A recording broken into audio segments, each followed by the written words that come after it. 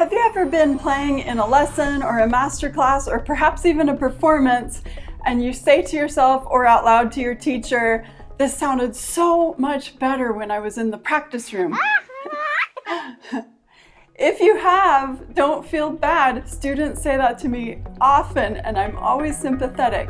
But I also like to say to them, well then let's go there. Let's go to the practice room. I want to hear it where it sounded really, really great.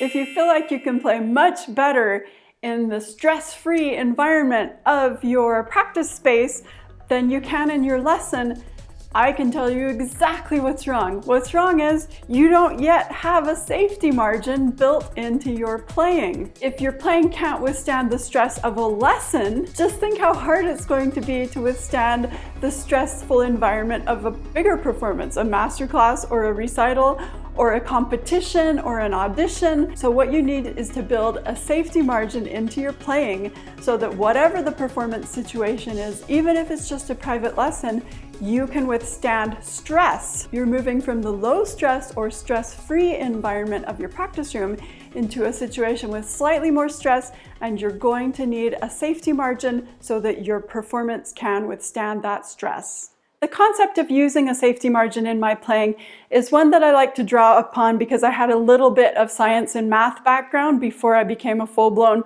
professional musician. But I think many people know what a safety margin is. If you do already, let us know, put it in the comments. If you're excited to learn about it, give this video a like. As a musician, the bigger, scarier performance situation you're going to face, the more generous and large safety margin you need to build into your playing. Put in the simplest of terms, a safety margin is an amount beyond the necessary needed. It's a concept that's very familiar to people like engineers and accountants, but also many others.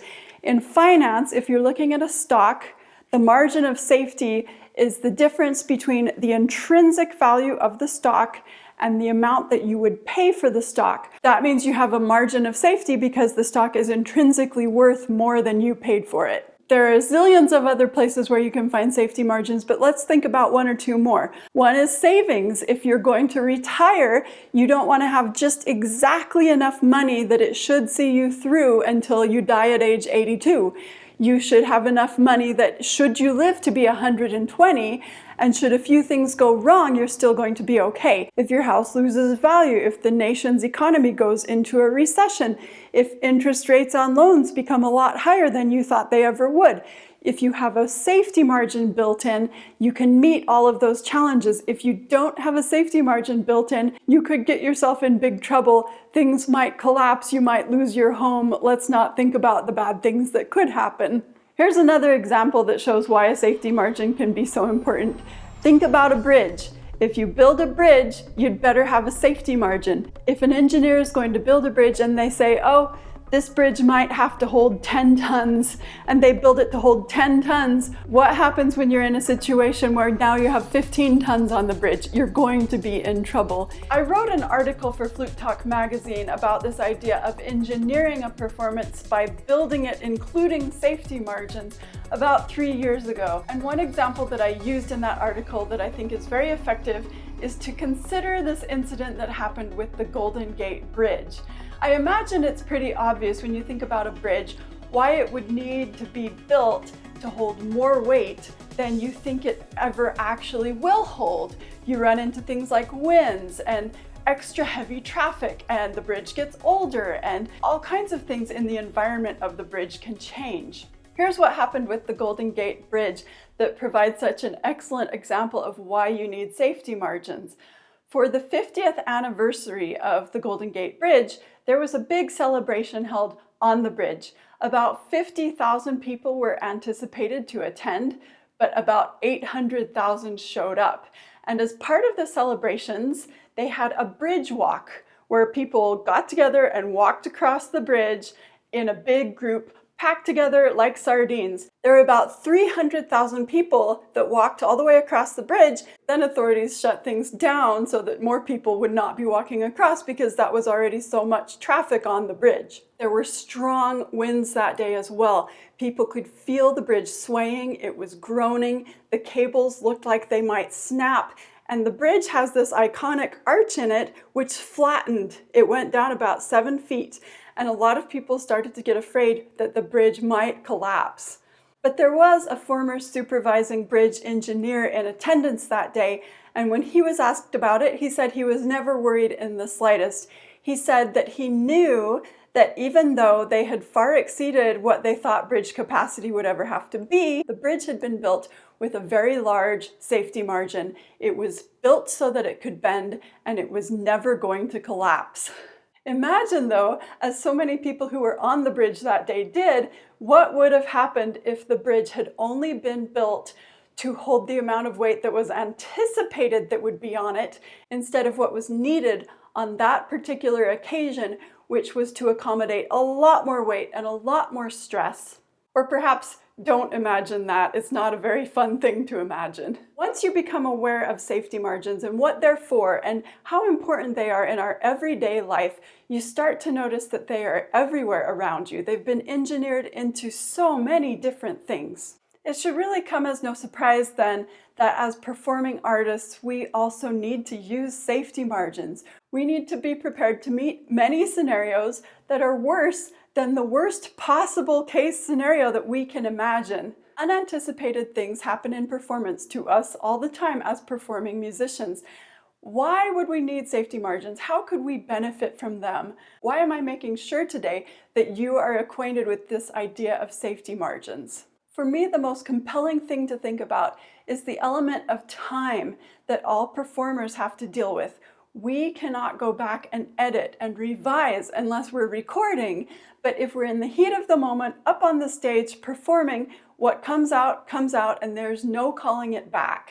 When you're practicing, even if it's not for a big upcoming performance, even if it's just for your next lesson, remind yourself that you are engineering your next performance. It's very important to use the practice tools that we've talked about, especially way back in episode 1, practice, practice, practice. And when you're getting ready for a lesson or a master class or a more high-profile performance, remember this quote, which I really like, even though I can't tell you exactly where it came from. The quote is, "An amateur musician practices until he or she does not make any mistakes.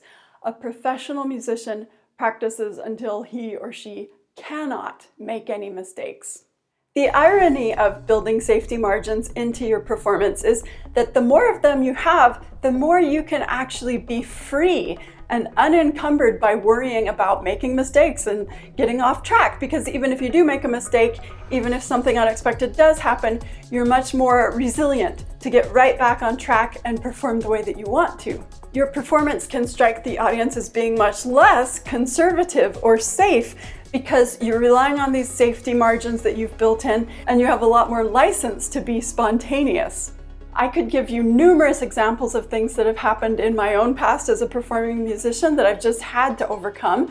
I'd say probably the most notable was when I was giving a performance at a National Flute Association convention. I was in front of a big audience and I was playing Rapid Fire by Jennifer Higdon. There's a lot of movement and motion in your flute when you're playing this. This performance was in August, and I had noticed at the beginning of the summer, maybe May or June, that my flute's foot joint was getting pretty loose. It wasn't this flute, by the way, it was a different flute. I told myself that I needed to get that dealt with, but I was in Europe almost the entire summer. When I came back to the United States and was in North Carolina where it was very hot and humid, I was playing Rapid Fire up on the stage and my foot joint actually fell off of my flute while I was playing.